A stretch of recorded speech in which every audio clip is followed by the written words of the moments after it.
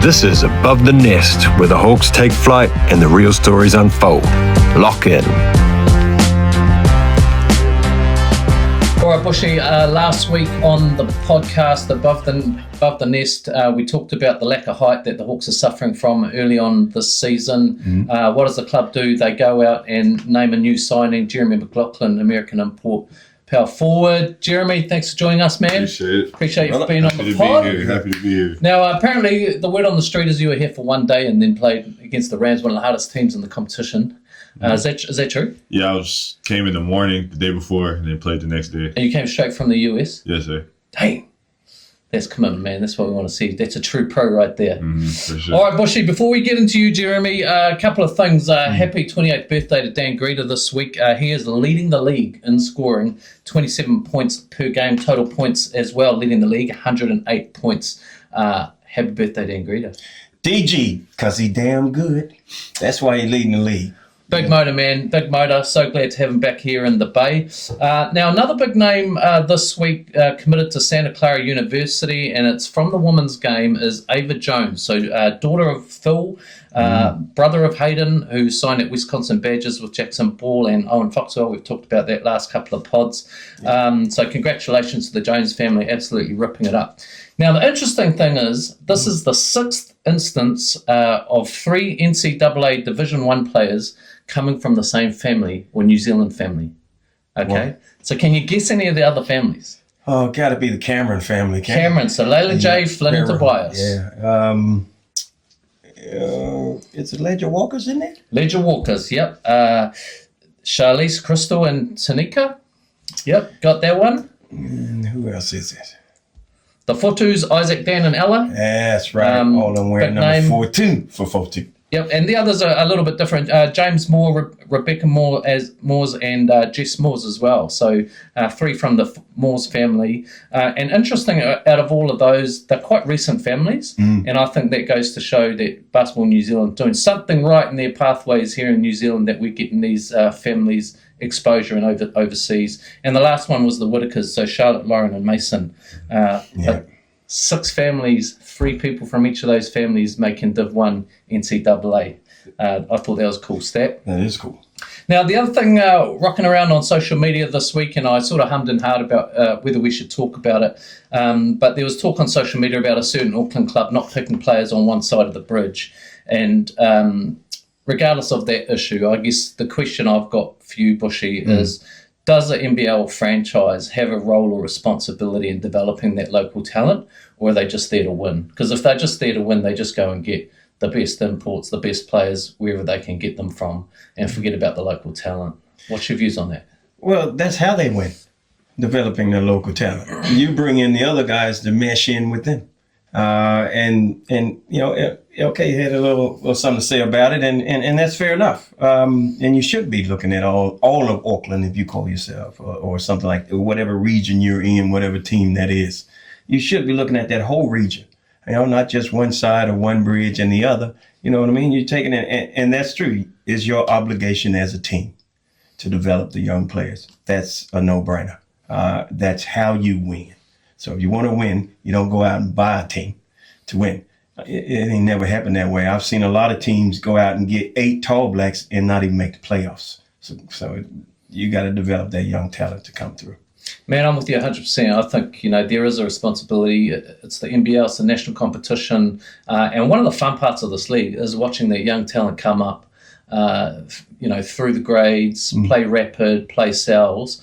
You know, in fact, I get as much enjoyment out of watching those young guys coming up through there, where you're seeing their development year on year, as watching the pros that come in. I know a couple of years ago there was an argument around should it be two imports or 3, and I know you remember you saying it has to be 3, and I agree, because we got our guys training with people like you, Jeremy, day in day out, to see how real pros are doing it. So that's only good for their development and the wider development of the league. So interesting, really interesting conversation that's going around on social in regards to that. And if you look across the league, there's certainly disparity around that. I know the Hawks have really embraced under General Manager Jared Kenny. The Hawks have really embraced that young talent, and we've talked about it in the last couple of podcasts about those 5 players last year getting college committed to colleges and universities. So that's paying off at that level.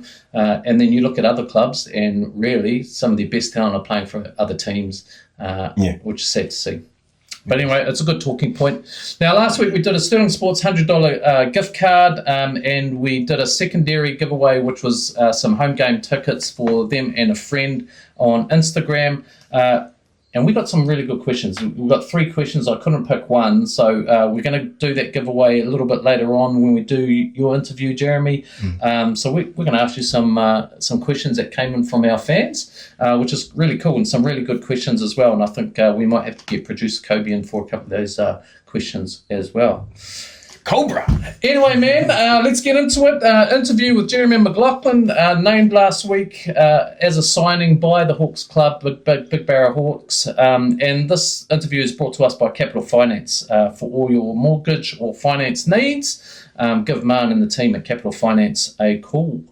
Now, we always start off with the same question, man. Where you from, and where did you start your basketball journey? So I was born in North Carolina, Burlington, North Carolina, but MJ. by the age of 6, we moved to Greenville, South Carolina, and that's where I kind of grew up at. That's where I actually started playing basketball. I only started playing basketball because my older brother played. I wanted to be just like him. Anything he did, I wanted to do. So that's why I started, and it worked out in the end for me. Now, you're a true and true pro. You're 30 years old now. You've been a pro for what, 7 years, 8 years? Played all around the world from what we've seen on your CV. But how did it come about to play for the Hawks here? Because I know it was quite a quickly done deal.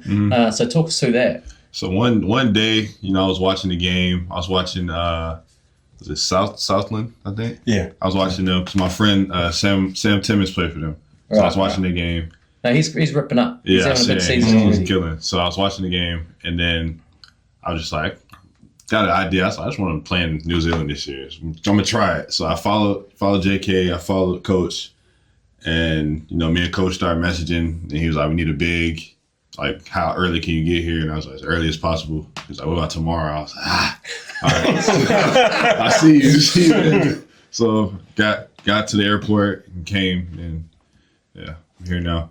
Do you know what the connect was? Like, how did they know about you?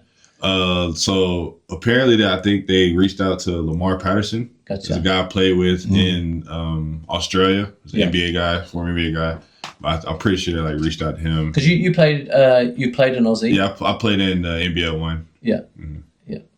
Nice, man. Sure. We're stoked to have you here. You made an immediate impact, really, Bushy, particularly on defense, just having that extra height and the hustle as well. I think 5 blocks in that first game. Yeah. And what was it, 8 points, something like that? Yeah, 8 points. Yeah, 8 points. So immediate impact on the side against one of the toughest teams after one day's sleep in the country, man. Barely even that. Yeah.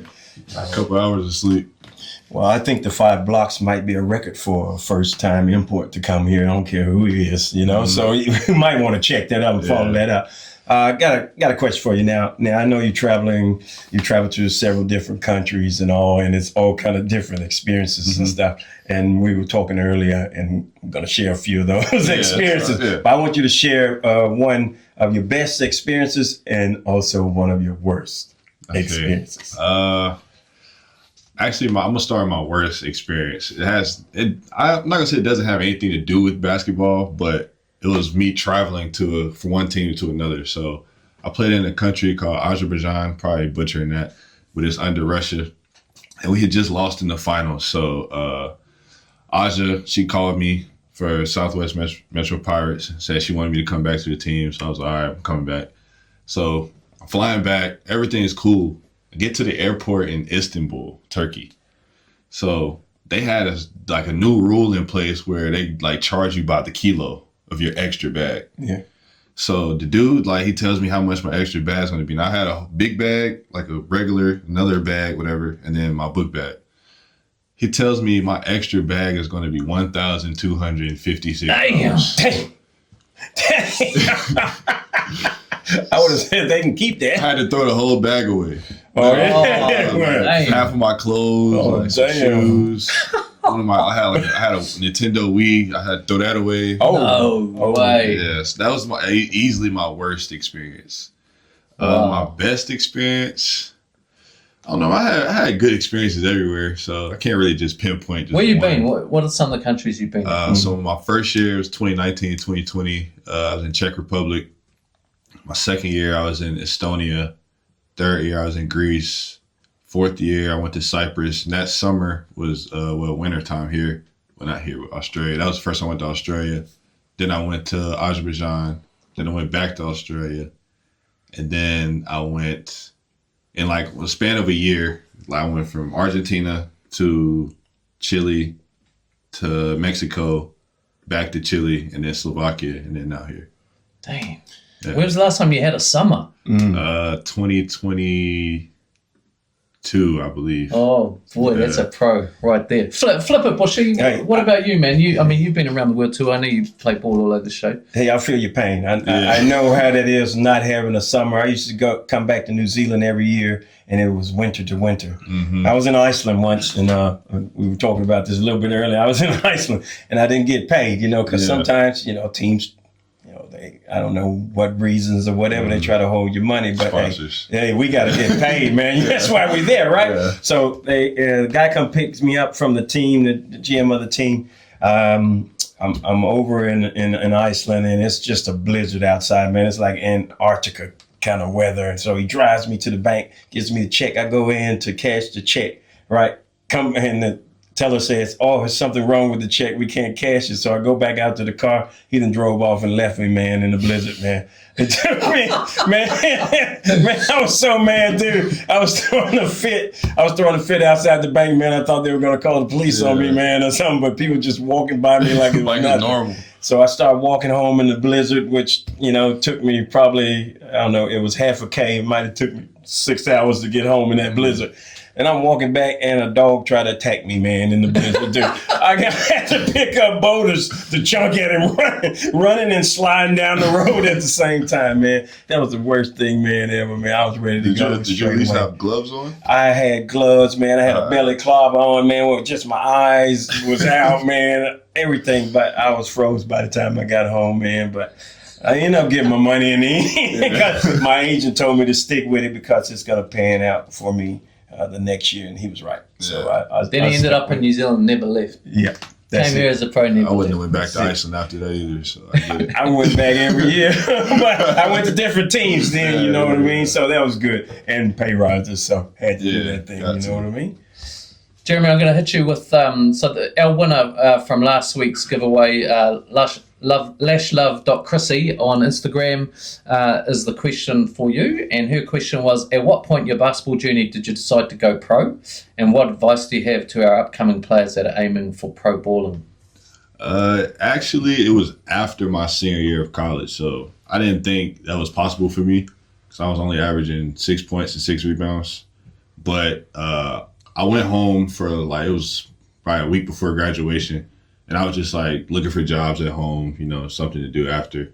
My dad told me to fill out applications at his job. He works at a car dealership, so I was just like, all right, I'll do that.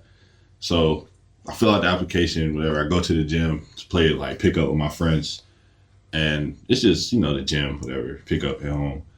And I was had a really good day, and so this man comes in there, never seen him before. He didn't have a kid in there. He just comes in and sits down. And he's like, man, I'm excited to see your pro career take off. And I was like, what are you talking about? And he was like, just try to go pro. He's going to work out for you. And so he gives me his website to go to. So he's like, reach out to some of these agents. He was like, look for one in the area that you live in. And so I was like, all right. So I found this one agent. He was around the corner from where I live. So we met up, got some food, talked. He was like, I'm going to help you out. You're a good dude. I'm going to help you out. So then probably a week later, he was just like, I got a job for you in Czech Republic. And so that's kind of how that happened. But I wasn't even pursuing it, honestly, at first, because I was like, there's no way. That's a crazy place to go to for your first contract, too. I would have thought. Yeah, it was interesting, though, because the coach of my team, he played for Clemson and Butler. So he understood like American basketball, and our assistant coach, he was really good skills trainer for the NBA. He now works for the Blazers. And so I had like my first game was interesting because I saw how Europe is. So my teammate, my coach was like, you're not going to start your first games. I want you to see how it goes. So I was like, all right. My teammate gets a foul on the jump ball. So I was like, they can do that? I didn't know it was possible. So then like a couple later, he got moving screen. So he's like, Jerem, go in. So I'm like, all right. First possession, I'm guarding the dude. I like hedge on the screen. The dude just throws his head back. Foul, instant. Instant foul. And so that was interesting. Like, 'cause I was like, okay, whatever. But I fouled out in 11 minutes. But I had a double-double. So I had a pretty good game. You had a double-double in 11 minutes. In 11 minutes, I had a That's double-double. nice. So That's going to work. But as far as advice, it's just believe in yourself. Never tell yourself you can't do anything, because you never know who's watching. You never know who's watching you or who's like, you know, in your corner cheering for you. And so just believe in yourself, put the work in. You know, you're going to have some hard days. Obviously, you're going to have some times where it's like you think to yourself, like, why am I doing this? But if you got an idea of the end game and what you really want to do in life, just believe in yourself and go after it. So where's your family? Scattered a lot. So my sister's in Virginia, my brother and his family is in North Carolina, and then my parents are in South Carolina. So is that one of the things being a pro? I mean, you're always around the world, just being away from family. Is that tough for you? Yeah, it is really hard actually. So before, I want to say last August. So before August, I think I didn't see my grandmother, my brother, his family, or my sister and her family for 3 years. That's crazy. That was all I mean, these are some of the things that people won't realise. That some of the pros are you've got to put up with and deal with to go and chase their dreams. So, congrats, man. You know. Yeah, this year was my first year. I actually was home for Thanksgiving and Christmas. Wow, that's crazy. Actually, not even Christmas, just Thanksgiving. Okay, man. So today's episode is called Bro versus Pro. Okay. And what that means is we got a few things for you. We got some Kiwi food and some Kiwi slang. And as we go through the podcast, because I don't want to hit you with it all at once, you might just leave. So we're going to start easy. We're going to start with some food, I think. And these are all uniquely sort of Kiwi iconic foods. And I think we'll start with the burger ring because easy one to get through. Okay. And we want a rating as well. I reckon give it a rating out of 10. Yeah, give it that 10. 10 being the best? Yeah. 10 being the I best. just eat one or two. No, just eat one. What? You'll be all right. Eat one. You're a big guy. You eat as many as you like, man. Don't let him bully you around. Yeah. Aftertaste. Yeah. Aftertaste is it. But Like an 8. Give it an 8. yeah, Hey, that's strong. That's good. strong. That's good. Yeah. So growing up, this is one of my favourite crisps, I See, reckon. But the thing is, I feel like they've got smaller now. Yeah, everything's gotten smaller now and costs more. That's all that is. It's called inflation up in this one. All right, 8 out of 10, man. That's good. And okay, let's just start with your first slang for the podcast. So if you were to say to me, let's go shoot some hoops, and I said, yeah, nah, like, what do you think that would mean? Yeah, nah. Like, nah, I'm cool. Like, You got it, man. You got it, bro.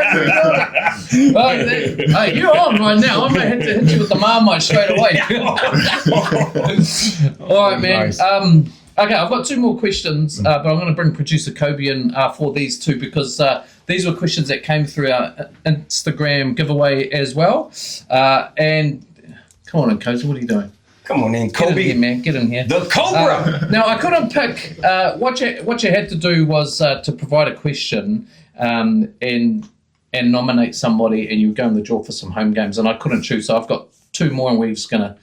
G and Jared Kenny are going to have to hook up some double tickets anyway.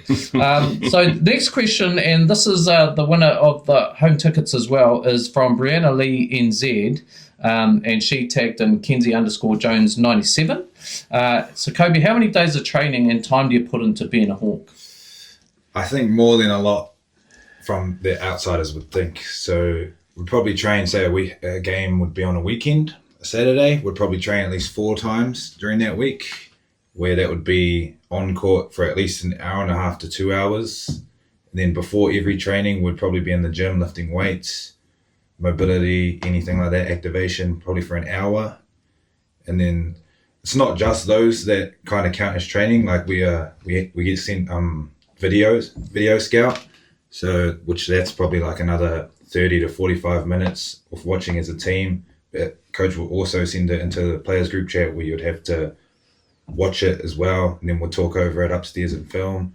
So there's actually quite a bit of hours training that we go to. Jeremy, you played NBL 1. How often are they training in that league? Like 2 times a week. Yeah, and I think, a lot of people won't realise that. It's a holiday. It's a big difference between the NBL 1 here and the schedule. I think Keanu, the son of Rasmus. I think he talked about it in his pod as well, just the difference between NBL 1 and coming to this league in terms of scheduling. Now, the second question was from Leisha Bowman. No, that was her question.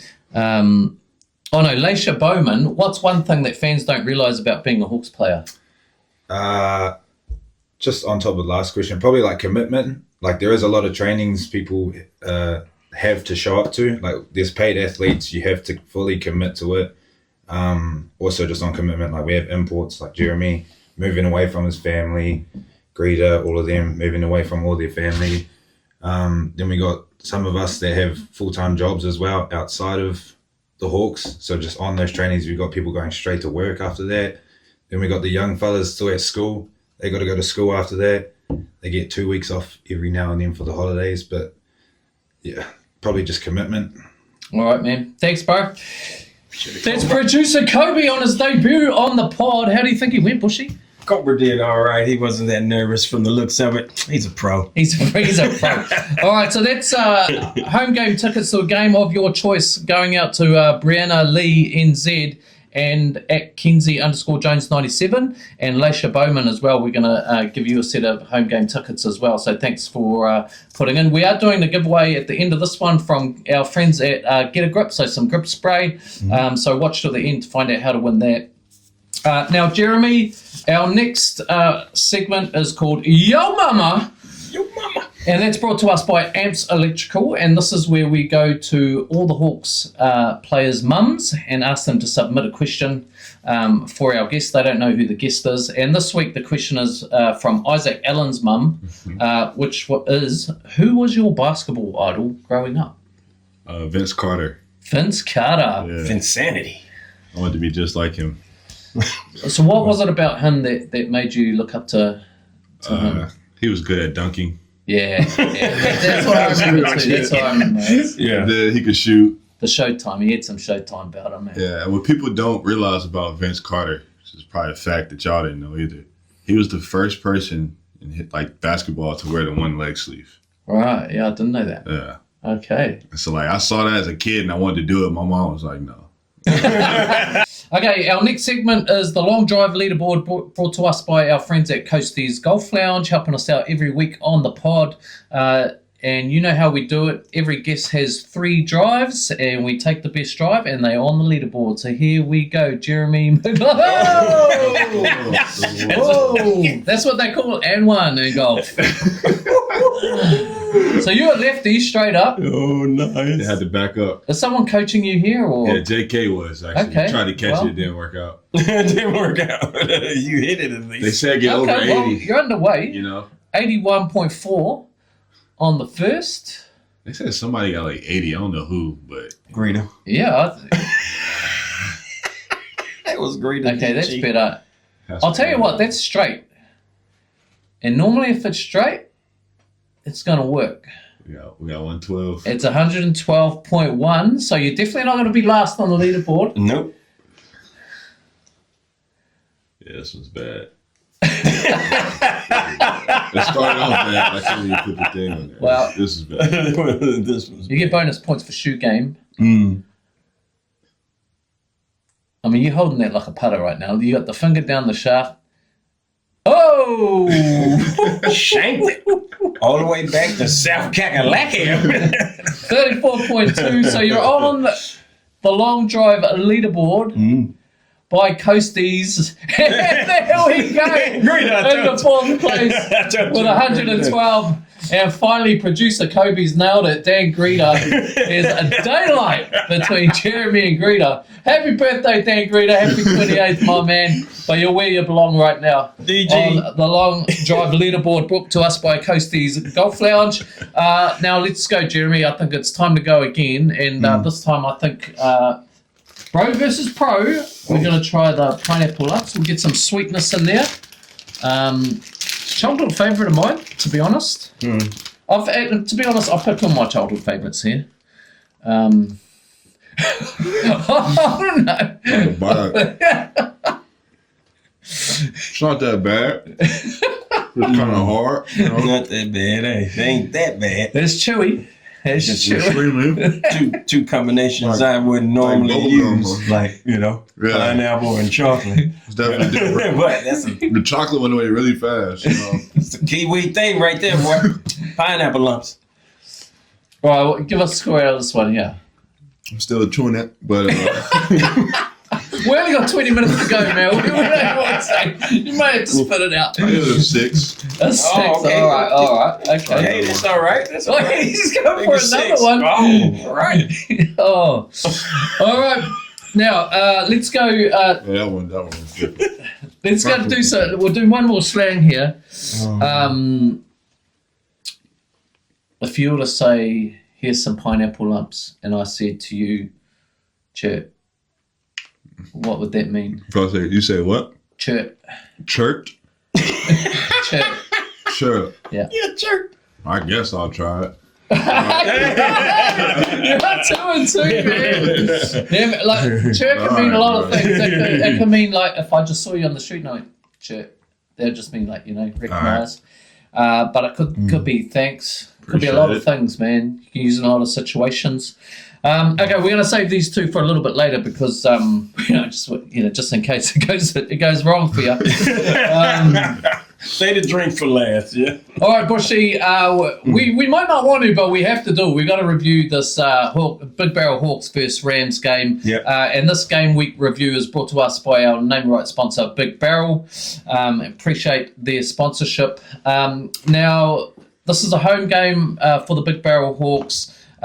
Rapid League, we get it done 39-37 on the buzzer win. And then Hawks Rams in the Sal's 94-103. What's your first take? First take is giving up 103. Yeah. Like we talked about in the last part, I mean, like I said, that defense tightens up. Like we can score. 94 points is good enough to win a game, any game in this league, if you hold the other opponent to 93. You know what I mean? So you got that was the key, I think. But the up-tempo style of game that we're playing at the moment, I think everyone's getting used to that on top of trying to stop your man on defense as well. And we need to get used to that real quick because you start giving up 100 points a game, every game. Woo, them L's start racking up. It'll be a sad time for some of the boys, well, all of the boys, including the coaching staff, if that's the case. But in saying that, there's a couple other teams giving up 100 points a game too. Yeah, I think Big Barrel Hawks currently in 9th place in terms of their defensive stats. So 9th out of 11th shows that that's where they need to do work. Certainly don't have problems scoring. Currently 5th in offense at 93.8 points per game. So like you say, it's on the defensive end that they've got to sort it out. We knew that, and Jeremy, you made quite a big impact straight away. Five blocks, 8 points, and just that presence, I think, in the paint made a big difference in this game. Game of two halves for me, Bushy, I think, going into half time. And I just want to talk about a moment towards the end of that first half. Yep. I think the last minute and a half before half time, I think Cho goes in untouched to the basket, gets them to 54-50, and then we go down, we miss, and it goes down the other end. I think there's like 20 seconds left to go. No one closes out Todd Withers, and he bangs a three. And instead of going into half-time 50-54, we go in 50-57. Yeah. And it was just that lack of awareness of how big that moment was, because from there, we never saw the lead again. And I think if the team goes in at 50-54, it's game on. You know, it was just such a big moment when I was watching that game. Just to leave Todd out there like that. I mean, we talked about Todd earlier in the season, how big a signing he was for them. And he produced just in that moment. You know, it was just a lack of awareness for me in some of those moments. And I'm not sure if that's leadership currently, but it was a big moment. We never chased down that 7 from there. Well, that's the old Mo. You had it right, momentum. That's what that is that they took into that locker room because of that shot. As a player, we know that normally you hit a shot like that, we thinking it's luck anyway. You know what I mean? So it ain't too big of a deal for the boys. Shouldn't have been too big of a deal for the boys to go in and say, oh, he lucked up and made a shot at the end. We'll get it back in the second half.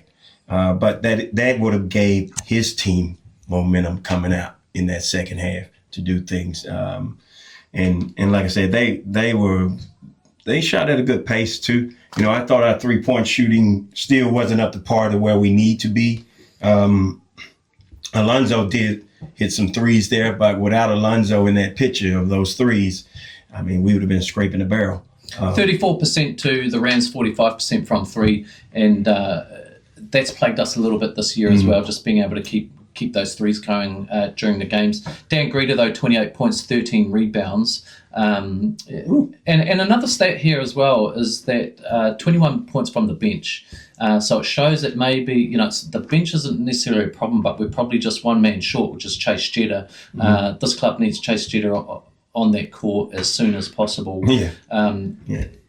Ultimately, to just put some size into the mix, because we saw how big a difference you made, Jeremy. Yeah. And that takes some of the pressure off you too, from actually being the big on the team, you know what I mean? Like, I know that ain't your legitimate role, but you a professional and you play the role whatever you can get, you know what I mean? But as soon as Chase comes in, well, you might slot into your normal role for a 3-man or whatever, which would be good for us, I think. And once we get that big fellow in there, we'll see about attacking them boards a little bit more too. Because that'll save us from playing defense on the other end if we're rebounding all our misses. Yeah, we're relying on Dan Greeter ultimately for the rebounds at the moment. You played 34, just under 35 minutes, Jeremy. How did you find the style of ball here? It's very fast paced, very physical, but I enjoy playing like that. It's a lot like it's probably the most closer you get to American basketball outside of America. So I really enjoy it. Yeah, that's cool, man. It's good to hear. Another thing that stuck out for me in this game, Bushy, 45 fouls called in this game, and you could tell watching this game, you could tell that was having an impact on the game. Compare that to the Giants and Saints game, which was a Giants win 97-95, so it's a one-possession game, that one, only 29 fouls in that game. And look, I'm always going to advocate, let them play. Let them play. I think, you know, I don't want to talk bad about the referees, but it's certainly a part of this league where they've made a lot of investment into different parts of this league in terms of commercialising the league, the game day, the rapid league, just the way that the league is viewed. They've made so many inroads. Just the refereeing probably needs to be looked at in terms of some investment about how we can make sure that that's not affecting games. And that's not a slight on the referees that are out there, because they're working in a system. But 45 fouls, I just thought, you know, it could have been a more exciting game if they just leave that out. As you can see from the Giants Saints, one possession game, only 29 fouls called. Well, I can tell you, Justin, that it doesn't matter how many fouls, to be honest, you know, stop hacking. But all I can say is you want, as a player and the players on the court, you want consistency.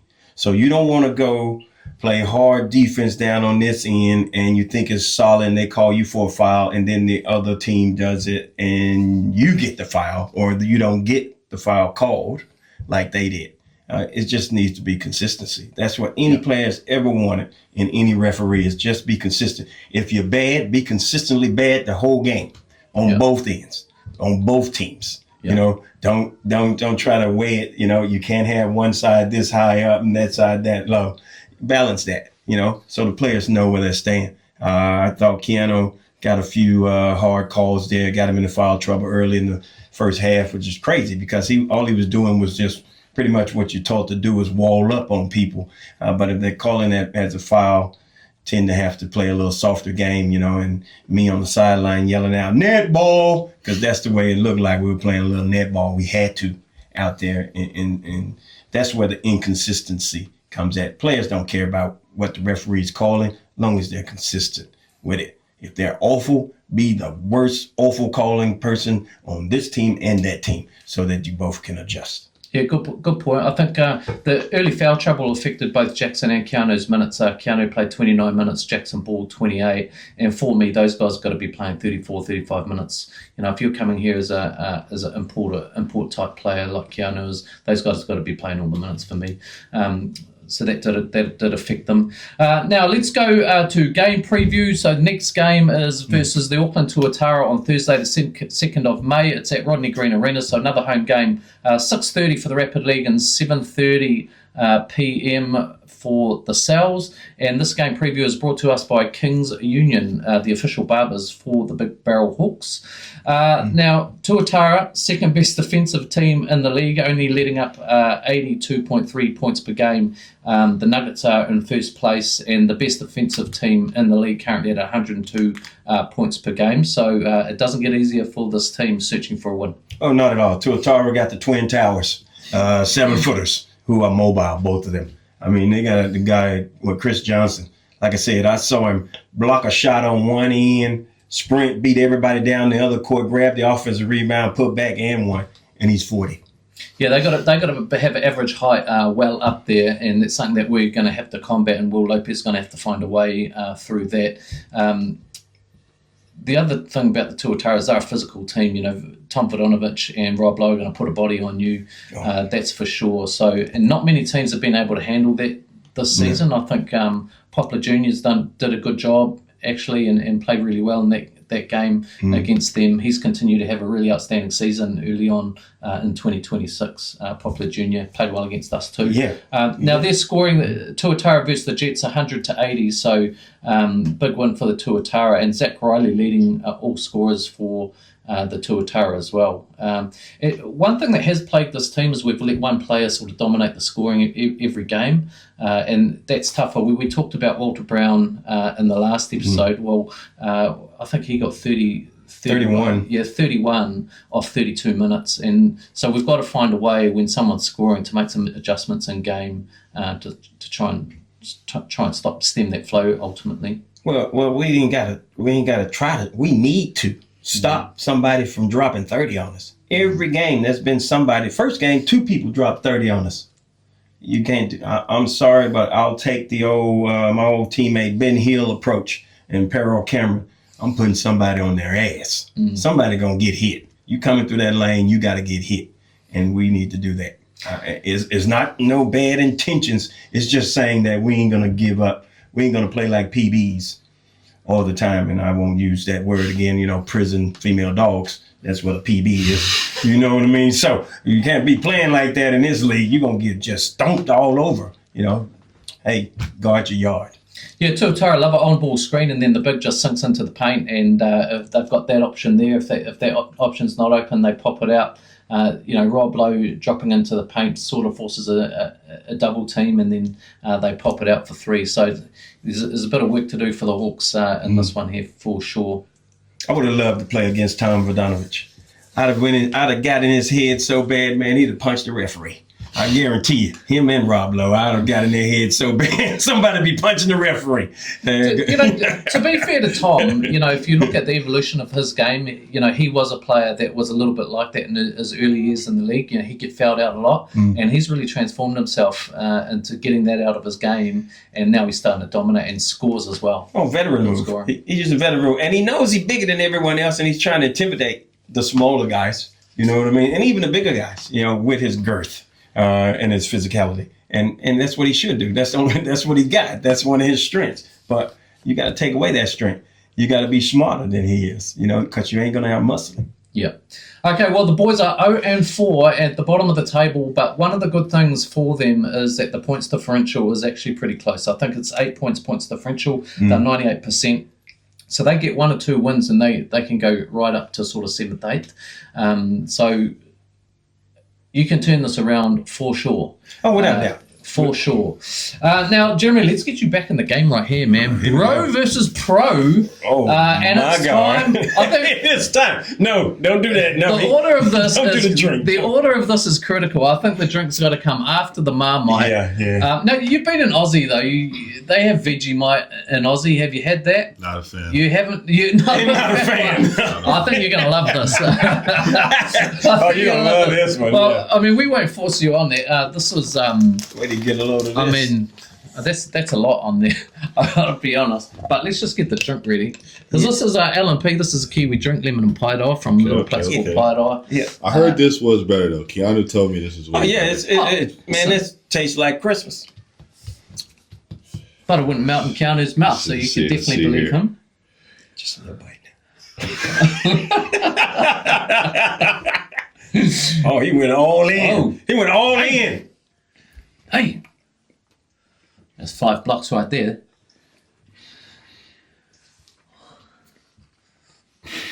I feel like you like it. I don't. I don't feel like that's that southern look right there. That's what I don't want to be rude, This but is you my know. nervous system. You know? All the sensors right now, all the sensors are working overtime. 4 out of 10. 4 out of 10. You know You what? gave it a 4. Not that You know bad. It's He just gave it like, a 4. look, it's too salty. A little tobacco-y. All right, 4 out of 10. You know what? 4 out of 10, we'll take that. Have a little drink of that. I mean, that is... Yeah, see what you got going on. When Mum and Dad bought that when we were young, I Not thought too we were bad. rich, so... Yeah. Yeah, that's 7. That's a 7. Yeah. Oh, that's good scoring. Yeah, man. that is. That's professional scoring. That away from me. Okay, let's see if you can go 3 from 3 on the bro versus pro slang. Lock in. Now, if you would have asked me how I was, and I said, sweet as man, You're doing great. I'm doing great. I said, dude, you're ready to go, man. You're a Kiwi. Nationalise it. There's her man greeter. We're going to change the passport right now. Now, You're ready to go. If you can get that Marmite up to a 6, man, you can play plain tall blacks. that ain't never going to a 6, is it? Never going to a 6. I'm sorry. No, I don't think any All right, boys. Our next segment is Moment of the Week. We do it every week. Brought to us by Streetwise Coffee, our official coffee partners for the Big Barrel Hawks. Bushy, have you got a Moment of the Week? I do, and that's welcoming Jeremy into the fold. I think your first play, you got the ball, or at least one of the first plays in your score. You posted up, sized him up, and hooked him. Gave him that little left-hand hook. That was my moment of the week because I saw some glimpses there that it's going to be some too small people, too little in this league that's going to be able to guard you if you start doing that on a regular basis. I got another one too. Now this ain't basketball related. This happened to me after I was just in the gym coaching. I think it was one of my Hawke's Bay underage teams, and a parent came up to me and said, "Hey, overheard me talking to someone and said, why you always talking about your kids so much?" And I looked at him and gave him that look like, what the, like, man, I'm the type of dude, and I grew up, and I know you probably grew up in the same manner in the South that, if your kids do something really well, you stand at the mountaintops and shout it down like Moses, how good they've done.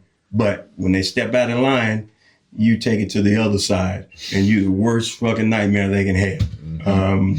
You know what I mean? Like you as hard as nails on them. You know what I mean? So that's and I think you have to balance that. So I told the parent, I said, hey, if you're not saying stuff like that, then I think where I'm from, that's called neglect. To be honest. So I'm already the hardest critic on my kids, but I'm also their biggest fan. For sure. So that was a moment. That's a nice one, Bushy, because like sport is such a great vehicle way for young people to transform their lives. It's such a equalizer as well, especially basketball, because you just need a pair of shoes and a ball. Yeah. And you're on. Is that something you're conscious of as a pro in terms of how kids are viewing you from a role model perspective, or are you one of those guys that are like, that's not my problem? Yeah, for the most part, I watch especially like when it comes to social media, because I know every kid is on social media now. Yeah. And like when I was growing up, Like I see like little 8-year-olds walking around with like phones and stuff in the gyms with phones. I didn't have a phone until I was 14, so I know everybody's on social media. So I watch what I post on social media. I watch what I say in the public. I be polite to everybody. So that's definitely something I'm mindful of for sure. That's cool, man.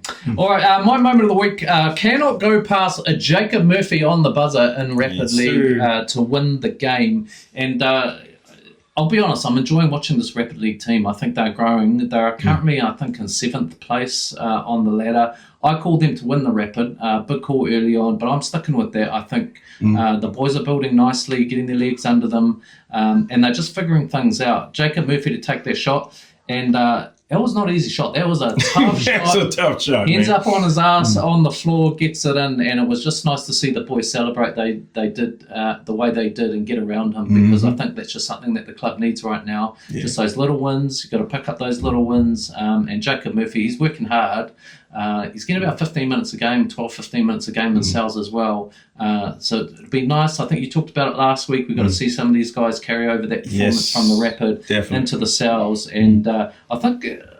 from memory, I think Jacob comes on before Alonso in this game, and I think head coach Will Lopez is just saying, hey, you've just done it out there. While you're hot, get out there and keep going and give it a taste. So I kind of like that. I think you got to be rewarded. If you're playing well in Rapid, you got to be rewarded. Yep. Shout out Jacob Murphy on the buzzer, the mullet man. Jacob Murphy. All right, boys. This week's giveaway is from Get a Grip. It's grip spray. So this is for the ballers, all the volleyballers, all the netballers, basically all the ballers. It's spray for your shoes to get extra grippy. So you get the pack with the... Oh, there goes the mic. You get the pack with the wristband as well.